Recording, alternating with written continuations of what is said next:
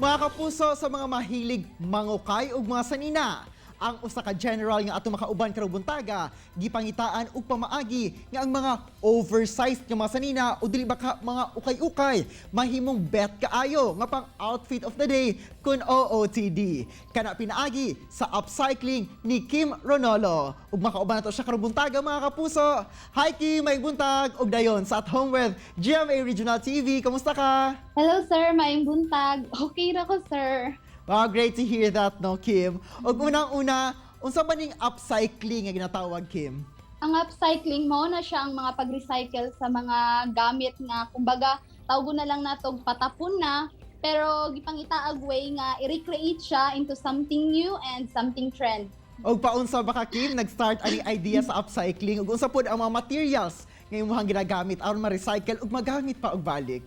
Nag-start ko ka ng upcycling last year nung nagkaroon og hard lockdown diri sa Jensan. So, daghan kaayog time para magstay sa balay kasi dili man kayo good may allowed good nga maggawas or maglaag-laag. So, dira nakita nako nga ang mga clothes ngod nga wa gyud nako na benta kay since ukay seller ko. So, nangita ko way nga mabenta na ko siya. So, dira nag-start na gi-recreate na ko tong mga old style na ko na mga baligya o ang mga gamit nga usually na ko ginagamit sa pagtahi mao tong mga sewing machine, seam reaper, tapos katong mga meter stick, Dexon chalk. So, mao lang yun na akong usually na ginagamit. Pero at first ba, Kim, si mo mga trial no, sa mga ukay nga imong ginabenta o imong gina-transform into stylish one,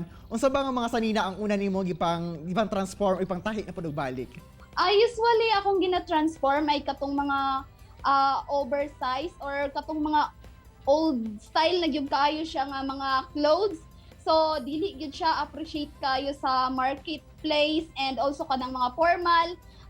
Since kanang daghan man jud kayo work from home, so dili kay siya benta ang mga formal style sa ilaha.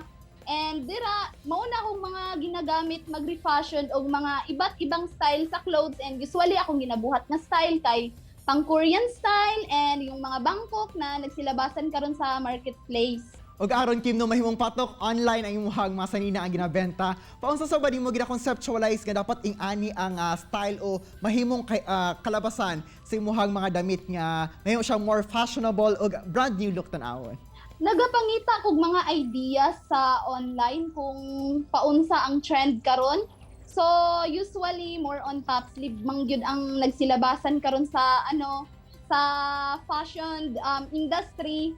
So, more on kara gyud ako ang ginakuhaan og ideas and nag-search na pug ko sa karang online kung unsa tong mga style sa Pinterest kay naga-explore ko og mga style na naapod nga ginasuot minsan sa mga Hollywood star, mga Korean actor or actress nga to. So, dito nagakuha kog mga ideas. Og paunsa ba ni Kim nakatabang sa imuha in this time of pandemic? Dako kay siya natabang sa kuha sir kay dili lang para sa akong kaugalingon pero para po sa akong pamilya.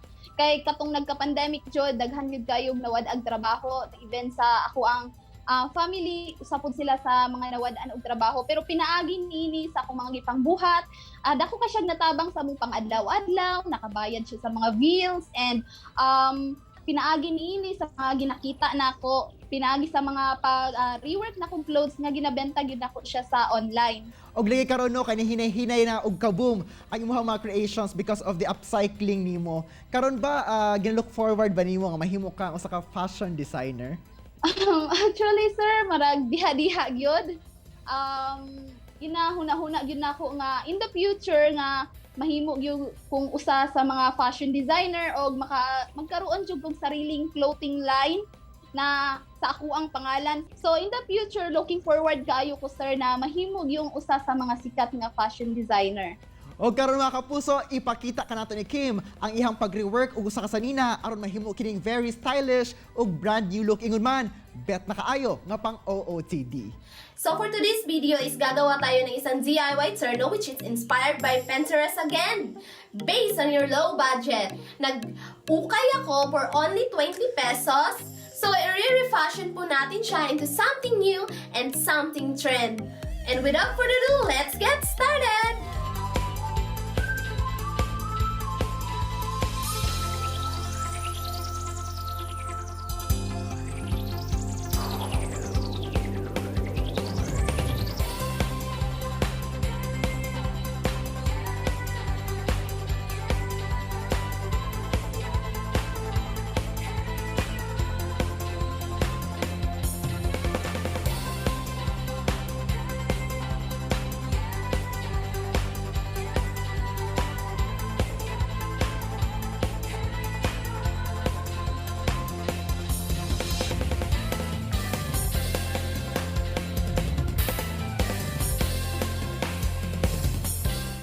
Wow, galing naman! Murag ipanghatag po na ako to kay Kim, no? Ako mga sanina nga murag oversized na aron mariwork po niya o masuot na po na ako og balik.